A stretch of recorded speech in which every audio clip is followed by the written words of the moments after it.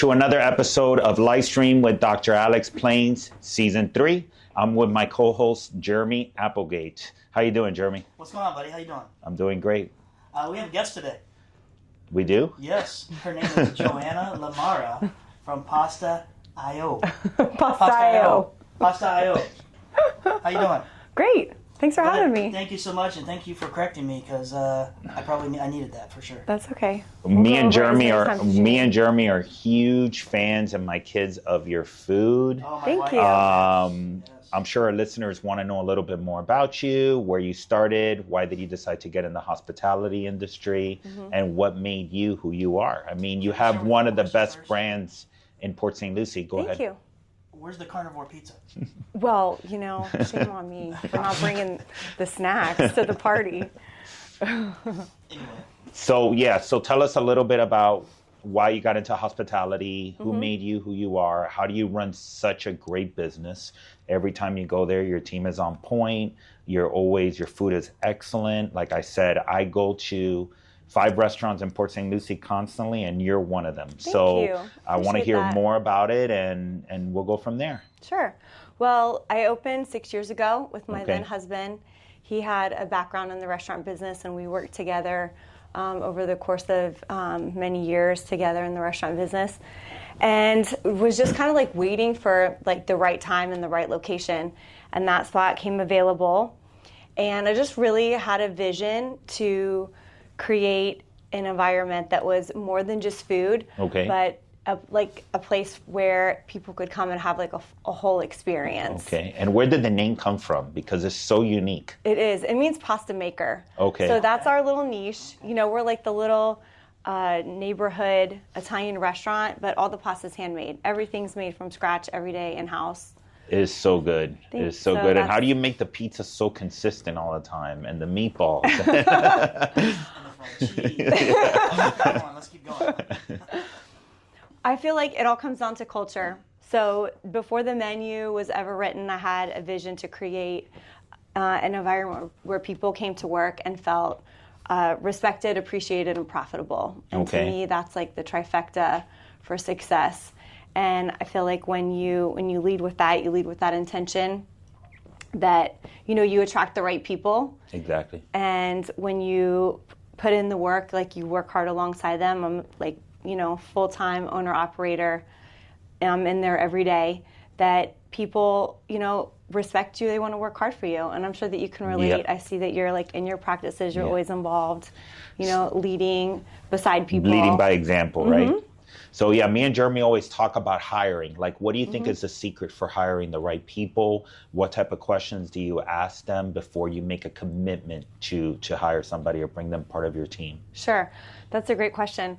So I feel like, as crazy as this might sound, it comes down to energy. Okay. Because people can interview well and people can have a resume that checks all the boxes, but it's all in, are you going to mesh well with this person? Can you get along with this person? Are they going to get along with your group? Yeah. Do they share the same values as you, the same work ethic, the same energy? Exactly. It's like hire personality trained skill, right?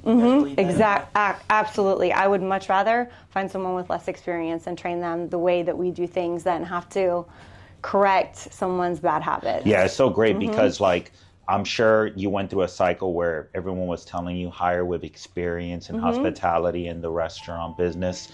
I'm so sorry.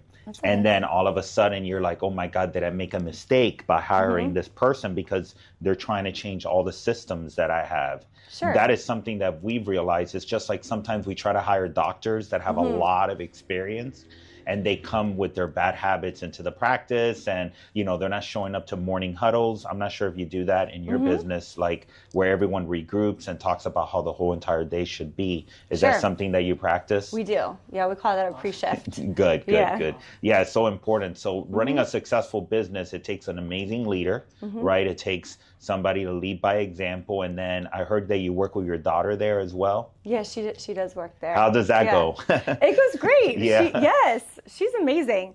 She was sort of forced to work at a really young age, because when we opened, it happened rather quickly, and we needed a hostess. And I was like, Gigi, I need you to go to the front door. And she's like, what do I do? And I'm like, figure it out. Like, just smile and seat the people. So I'm glad it's going good for you, but I made the mistake that I hired family, and that was a big mistake for me, because then the expectations are there, like, of being treated differently. Like, I need extra perks because I'm, family member. So I can see where that can be a win and sometimes a complication. So I'm glad it's working out great for you. For sure. No, Gigi is like our Swiss Army knife fill-in. She can work pretty much every she position knows in the everything. restaurant because she grew up there. And it's not like, give me a special benefit. It's like, this, I have a hole here. I need you to do this job or that job or vice versa. Well, how much was she making an hour when you first hired her? Free. She was working for free. So what age should I put my kids? Like, I take my kids sometimes to the office just to make them, I started working at the age of 12. I was a bookkeeper. So I was like learning the meaning of money at a young age because, I come from like a really poor family. So for me, I first started working bookkeeping. Then I started mowing lawns, then washing cars and trying to figure it out. And I know Jeremy has a similar story. Like, we've worked hard since we were young kids, right? So I want to show my kids the meaning of hard work at a young age. I think that's so important, especially the younger generation. It's so important. Like, oh my gosh, we don't have enough time to talk about Gen Z people. Like, I have to work 20 hours this week. Yeah. No, I'm not. Well, like, how can that not? I don't get it. I know, because it sounds like we have like really similar, backgrounds, like how we were raised and growing up. So I get that, But I have to say, we can't completely discredit that generation, because I do have a lot of younger people that work for me that are incredibly hard workers with great work ethic. And I think it's, then that comes down to like the hiring process. Exactly. Like, I personally believe too. The minute they start the games, it's like it's all about personality. If you're positive, like like we look at Brianna. We hired her. She was a babysitter.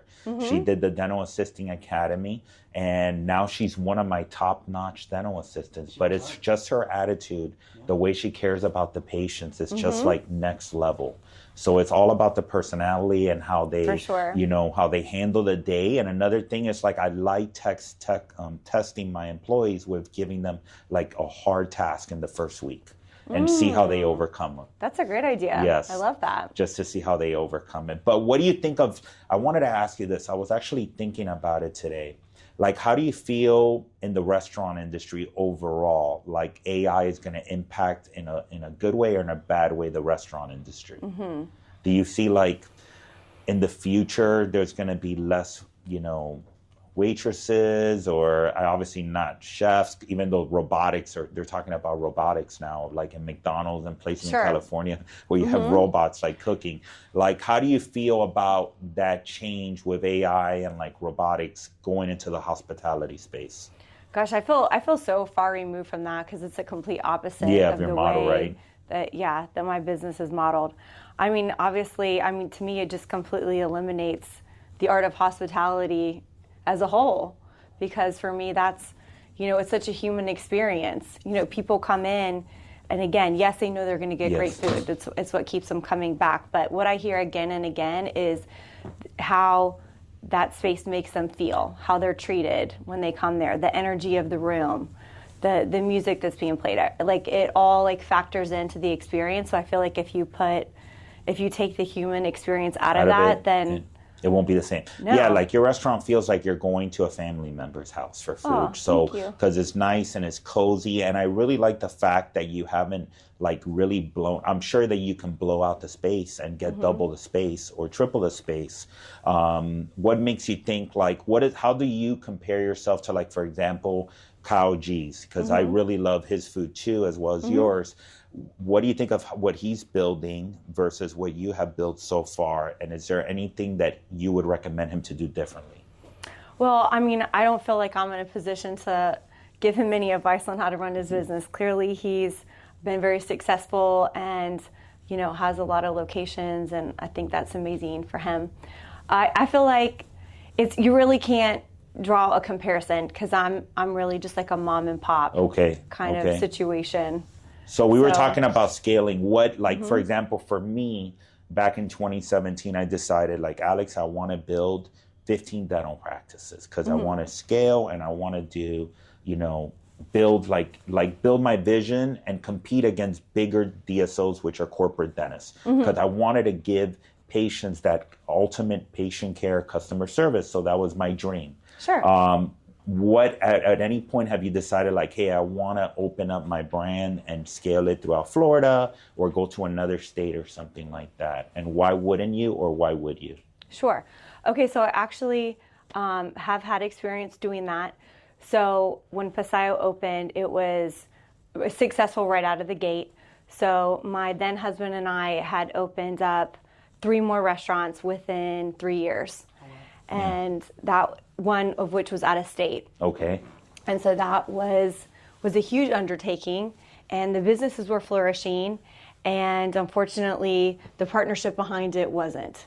And we also had different directions on where we were going. I think similar to you, and I feel like, common for like a lot of like men that are providers and achievers, you have those dreams and desires to just like build and conquer and all those things because you want to provide for your family. Exactly. And I completely understand that. And I think as a woman in business, I was more focused on like nurturing and details and my family, and I just wanted to keep things a little more cozy. Yeah.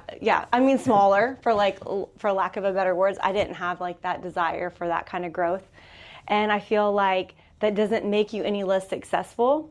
I feel like scaling is great, and it definitely has its financial rewards and benefits on a multitude of levels. You can reach so many more people that way. But for me, the phase that I'm in right now is my successful business model is, I'm losing my train of thought. No, you're good. You're good. Scratch this for a second. I'm sorry. Yeah. Okay. Because we talk a lot about scaling. We Yeah. talk to doctors about scaling, and we're to the point now. Like, we went through the Cardone training a few years ago. Yeah. And Cardone was like, you don't have to maximize your EBITDA by getting more locations. Like, why you have $3 million producing right here in this location? Why don't you make that $5 million? This is kind of how you do that. So it's interesting that you say that, because I think that we're kind of, the dental industry is a little more quiet these days based on scaling and stuff like that. Like, the DSOs aren't trying to take over the world anymore. They're kind of backing off a little bit. And how you sell and the merger and acquisition has changed. It's crazy change, right? So I understand that, and we respect that, because we were like, had this vision of conquering Florida, right? And now we're like, it's just another headache. Sure. Better description. So I'm glad you said that, because it gives me a little bit of peace of mind knowing that another owner from another industry has that same mindset of like, I just want to do this right here and make sure this is producing, and if I want to grow it, I'll just put more seats in it, or whatever the case may be. Yeah, absolutely. Sure. Yeah, I feel like making your business the best it can possibly be, giving back to the community, right? You can always do more of that. Yeah. For sure. And finding the work-life balance. Oh, you just read my mind. That's exactly what I was going to say. Does it even exist? Exactly. Because ultimately, like, what are we doing all this for if we can't enjoy it? If we're just spending all of our time but we working? are workaholics, Yes. I've already accepted it. Like, Yeah. if I'm not working 50 to 60 hours a week or on my phone on the weekend, I'm not doing a good job at being Alex. So what would you tell Johana from 10 years ago? What changes would you make, or how would you feel differently? Like, tell our audience a little bit about that. If they're starting their own business, whether it's hospitality or, in something else, what would you recommend them to do in this day and age? What are the pitfalls? What did you fail at before that, you could help people? What didn't I fail at? I think that whatever it is that you want to do, it's gonna bring some type of like resistance and fear, and I think you just have to learn how to just do it anyways. Like, feel the fear and do it anyway. Absolutely. And don't be afraid to take risks. Well, what's wrong with failure? And, And sometimes risk creates failure, and you learn from that. And sure. And you're gonna make mistakes, and you're gonna fail, and you're gonna screw up, and that's, to me, how you learn, right? Like, what do they say? Like, no losses, only lessons. Exactly. That's so right. true. That's right. I have like dentists. We deal with dentists not only through hiring, right? But we also have friends that are dentists, and we help them in the coaching side of Livestream U. And every dentist is such a fact finder, and they're so afraid to take the necessary steps. Where I was like, where do I sign the lease? Let's go. Let's open up. Let's get another $500,000. Let's open up a dental practice. They're like so careful. So, what do you think? If you're going to open up your own business, especially now with, interest rates are pretty high, right? Inflation is pretty high. How has that affected you in the restaurant industry, and how have you been able to still be profitable during these times of uncertainty and high inflation that we're dealing post-COVID and everything that's happened since 2020? Right. So I feel like I'm in a great position in the business that I'm in because everybody's got to eat. Yes, that's so true. No, maybe, people's expendable income has been decreased, so then maybe they're not eating out as much. Yeah. But there's always going to be those people that don't cook, that always eat out. Pizza is one of those foods that it's very approachable. Yes. You can kind of always grab one and go. Definitely, I think business owners as a whole, and I don't know if you feel this or not, but I think margins are thinner in like every industry, and it's just something that you just have to accept as an owner. Like, what you use, your profit margin, what it used to be isn't what it is today. It's so true, because I was actually driving to Vero today, and I was like, I have to accept that my margins are not going to be the same they were even 2 years ago. And do you foresee that it's going to change back to where it was, or do you feel like, food costs are going to stay high, gas is going to stay high? I am paying more my team than I've ever paid them, but yet I can't jack up the prices on my patients to match the payroll. Yes. I'm dealing with the same thing. Yeah. So at what point do you decide, hey, it's time for me to increase? Like we were just talking about doing a 3% increase, because just to compensate the margins due to payroll. I mean, there's employees that have asked me for 5 to 7% raises. Just from one year to the other. It's just what the marketplace is, telling us to do. So at what point do you make a decision, or you just say, hey, it's time to just rehire and find somebody else at more affordable pricing? That's a difficult question. I like asking those. I don't feel like replacing your team, especially if it's like a solid culture of people that you built, is really worth it. I think you just have to start getting creative as an owner on where you can, cut, reduce expenses without compromising quality. Yep. And again, just accepting the fact that it's not, business is what it is. I don't think the prices are coming down. No. Do they ever come down? No, they don't. No. Coke is going to be $3, $4 at the gas station. Right. I mean, I know some of my food costs have gone up 40% from when I've opened, but my prices definitely haven't gone up 40%. Yeah, no, they haven't. You just have to You have to make it work. You have to make it work. And I feel too, that's part of the passion in what you're doing, right? When you love what you do, you're still going to pour into it, even if you're not getting back what you once were, because you're getting fulfillment in so many other ways. Exactly. It's not a job for you. You have fun being there. Right. I love it. I'm there even when I don't have to be there. Yeah, because you enjoy your clients. I love my guests. I love my staff.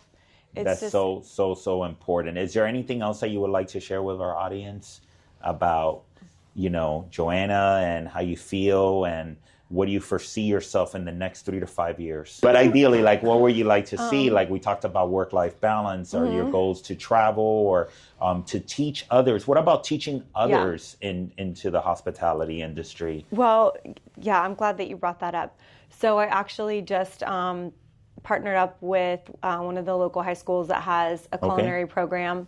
So I'm going to start working with them. That's awesome. Doing some mentorship things and speaking engagements and field trips for their class and sponsorships and things like that.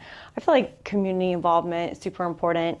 Like I said, I'm definitely striving to just continue to perfect the operations of my business so that things can still run without me being quite as present. Yes. So I would love to travel and spend more time with my kids. By the way, talking about operation, there's this app called Claude. You should download it. Okay. You literally talk to it.